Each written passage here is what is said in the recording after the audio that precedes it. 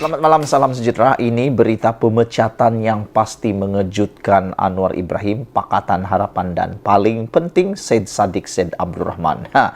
Nak tahu siapa yang dipecat serta merta malam ini? Ikuti terus pendedahan ini. Tapi sebelum itu, bantu saya tekan butang subscribe untuk mendapatkan isu-isu terkini daripada channel saya dan untuk membantu mengembangkan channel saya ini. Oke, Aramaiti. Itu orang Sabah punya trademark.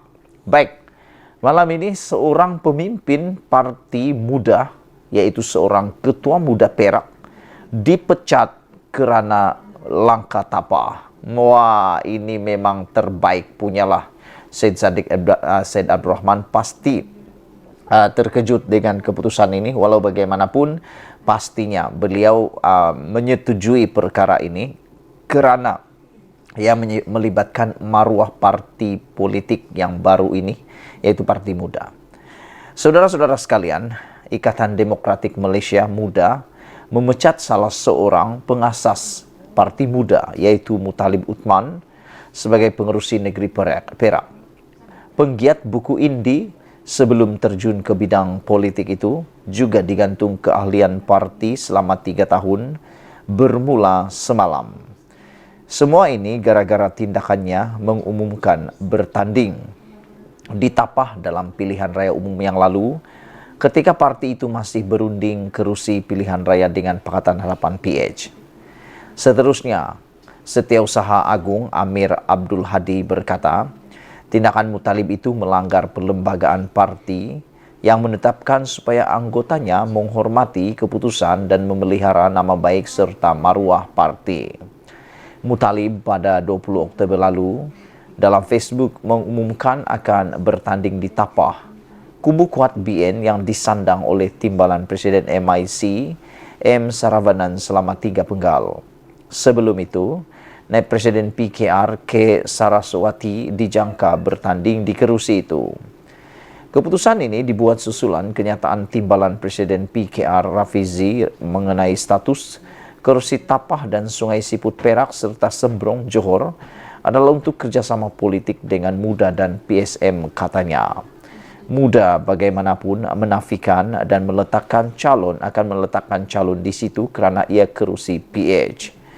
Muttalib bagaimanapun kemudian mendapat kerusi Parlimen Masjid Tanah Melaka tetapi akhirnya kecundang di tangan tokoh Perikatan Nasional PN Mas Ermiati Samsudin yang telah berkhidmat 2 penggal di situ.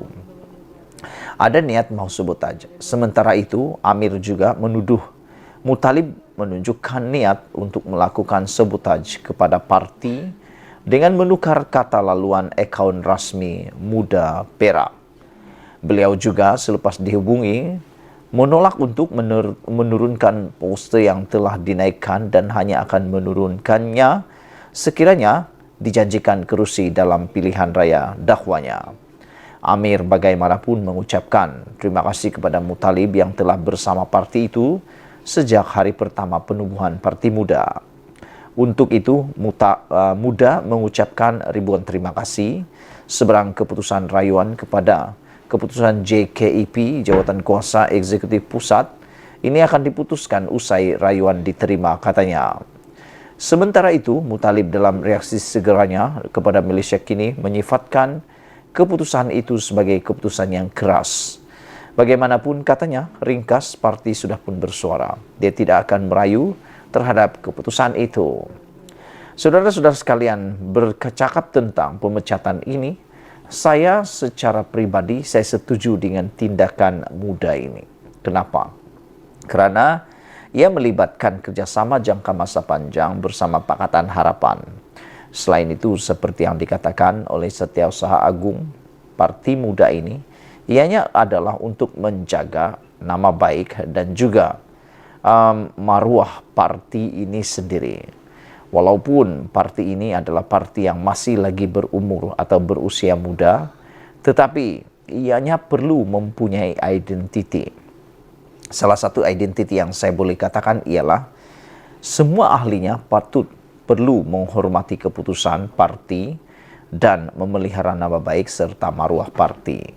Selain daripada itu, tindakan tegas seperti ini mampu menaikkan imej parti muda itu sendiri. Ini menunjukkan bahwa mereka mempunyai kepimpinan yang hebat, mempunyai teladan yang hebat, dan tidak mudah diperkotak-katikkan. Sebelum kita berpisah, sila tinggalkan komen Anda, tekan butang subscribe, dan kita jumpa lagi. Bye-bye. Selamat petang, salam sejahtera. Terima kasih kerana menonton channel Nazilin Unity. Petang ini, saya terkejut dengan satu tajuk yang tular di video TikTok dan juga di video YouTube menulis Rafizi Ramli dipecat serta-merta. Wow, saya terkejut sampai saya mencari apa isu sebenarnya yang sehingga Mahkamah Netizen menjatuhkan hukuman Rafizi Ramli dipecat oleh Anwar Ibrahim ini. Jadi saya pun tercari-carilah apa isu sebenarnya, apa yang menyebabkan tular tentang tajuk tersebut. Rupa-rupanya ini semua berpunca daripada satu kenyataan oleh menteri ataupun kenyataan oleh Wan Saiful Wan Jan yang mencadangkan supaya Johari menggantikan Rafizi sebagai Menteri Ekonomi. Baik, sebelum kita teruskan isu yang hangat ini, jangan lupa tekan butang subscribe dan tekan butang like untuk mendapatkan isu-isu terkini daripada channel ini. Tinggalkan juga komen kamu tentang isu kali ini. Adakah Anda juga setuju Rafizi Ramli dipecat dan perlu ditukarkan oleh orang lain? Ini semua mungkin berpunca daripada cadangan Rafizi Ramli supaya pengguna mengurangkan ataupun tidak membeli barangan yang terlalu mahal, terutamanya ayam.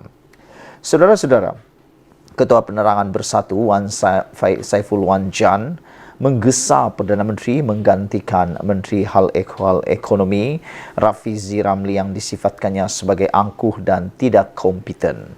Saya sebenarnya secara pribadi, walaupun saya terkejut dengan kenyataan ini, saya tidak setuju dengan gesaan Wan Saiful Wan Jan ini. Kerana sebenarnya terlalu awal untuk menilai Rafizi Ramli, kemampuan Rafizi Ramli. Saya secara pribadi, saya percaya dengan kemampuan Rafizi Ramli dalam mengurus hal ehwal ekonomi Malaysia. Ini dibuktikan dengan beberapa cadangan demi cadangan dan tindakan serta-merta yang segera daripada Rafizi Ramli berbanding dengan menteri-menteri terdahulu sebelum ini dalam kerajaan-kerajaan sebelum ini. Selain daripada itu, seperti yang saya cakap sebentar tadi, Wan Saiful Wan Jan tidak adil membuat penilaian ini dengan segera. Walhal kerajaan ini ataupun Rafizi Ramli hanya bertugas baru sampai sebulan. Baru sebulan menilai pencapaian seseorang itu adalah tindakan yang tergesa-gesa, gopoh dan tidak adil. Bayangkan saja kalau Wan Saiful yang kita cuba pecat, yang kita cuba untuk memberikan penilaian selama sebulan. Agak-agak nanti, apa pula respon komen Wan Saiful Wan Jan? Adakah beliau disetujui sekiranya beliau dipecat serta-merta hanya selepas 1 bulan bertugas? Adakah dia setuju? Selain itu, bayangkan kalau dia mengarahkan Muhyiddin Yassin menggantikan menterinya sebelum ini yang baru bertugas sebulan. Adakah Wan Saiful Wan Jan juga setuju dengan tindakan itu? Itu sebab saya mengecam, saya tak setuju dengan cadangan Wan Saiful Wan Jan ini kerana tidaklah elok dan agak gopoh dan juga tidak adil mengambil keputusan baru sebulan Rafizi Ramli menjalankan tugas sudah ada penjatuhan keadilan buat Rafizi Ramli. Jadi, pemecatan yang seperti tular dalam video media sosial YouTube ini, saya tidak setuju. Saudara-saudara sekalian, menurut Wan Saiful Wan Jan, kerajaan harus menumpukan usaha membantu rakyat tanpa mengira fahaman politik dan bukannya bermatlamat untuk membuat sesiapa pun terduduk, kata beliau. Ini selepas kenyataan Rafizi Ramli mengatakan lepas sebulan nanti Perikatan Nasional akan terduduk dengan keputusan yang dibuat, katanya. Semasa Muhyiddin Yassin dan Perikatan Nasional PN memegang kuasa, kita prihatin menjaga kebajikan semua rakyat dan kita langsung tak pernah terniat supaya PH terduduk, kata Wan Saiful Wan Jan. Betulkah? Saya tak setuju dengan perkara ini kerana secara tidak langsung atau secara langsung memanglah tidak kelihatan, tetapi belum tentu secara tidak langsung. Tak kira PN atau PH, semua kita bantu, kata Wan Saiful. Itulah beza kerajaan PN yang adil dan PHBN yang angkuh dan tidak kompeten, kata beliau. Biasalah kan, kalau bukan dalam kerajaan, dia boleh cakap apa saja yang dia suka. Apa saja yang dia suka dan pasti dia akan cakap dialah yang terbaik. Wan Saiful Wanjan memang akan memuji Perikatan Nasional, memuji kerajaan Perikatan Nasional Plus dahulu berbanding PHBN, terutama kerana ialah itu dulu dia punya kerajaan, kali ini pula dia tidak terlibat. Jadi dia pasti akan mengatakan PHBN itu tidak kompeten, tapi saya tak setuju. Saya rasa kerajaan PHBN lebih kompeten dan sebenarnya tidak angkuh manapun.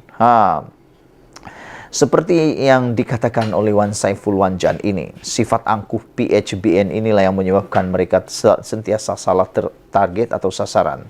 Target sebenarnya sepatutnya menghasilkan ide bantu rakyat, tapi disebabkan angkuh, target PHBN masih lagi nak balas dendam jika ada orang kritik mereka, katanya di Facebook hari ini.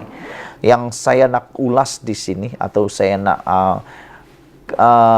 bangkang ataupun bantah pendapat Wan Saiful Wanjan ialah apabila beliau kata apabila orang kritik lagi nak membalas dendam PHBN. Sebenarnya bukan kritik. Ramai orang yang bukan mengkritik Anwar Ibrahim tetapi lebih kepada fitnah. Itu sebab Datuk Seri Anwar Ibrahim mengambil tindakan undang-undang. Mustahil Datuk Seri Anwar Ibrahim tidak dapat membezakan antara kritik dengan fitnah. Siapalah yang tidak marah kalau dia difitnah kan? Takkanlah diam-diam. Saya nak tanya Wan Saiful Wanjan, kalau perkara itu tak benar, kalau perkara itu bersifat fitnah, apakah Wan Saiful Wanjan akan berdiam saja? Ataupun kita boleh kata fitnah itu sekadar kritikan? Adakah Wan Saiful tidak akan membuat tindakan undang-undang? Saudara-saudara sekalian, ahli Parlimen Tasik Gelugur itu juga mengulas ucapan Twitter oleh Rafizi awal minggu ini yang mengatakan bahawa pemimpin PN akan terduduk selepas dijelaskan mengenai mekanisme kawalan harga. Saudara-saudara sekalian, Wan Saiful seterusnya membidas kerajaan yang disifatkannya sebagai mengamalkan politik balas dendam terhadap pengkritik. Kenapa dia cakap politik balas dendam ni?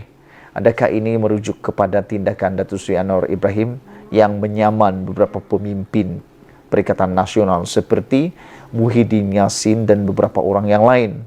Adakah ini yang dinyatakan sebagai politik balas dendam oleh Wan Saiful Wanjan? Saya tak setuju. Kalau patut dikritik, kritiklah, kata Datuk Seri Anwar Ibrahim. Tetapi kalau fitnah, jumpa di mahkamah. Itu lebih baik supaya kita tahu siapa benar, siapa salah.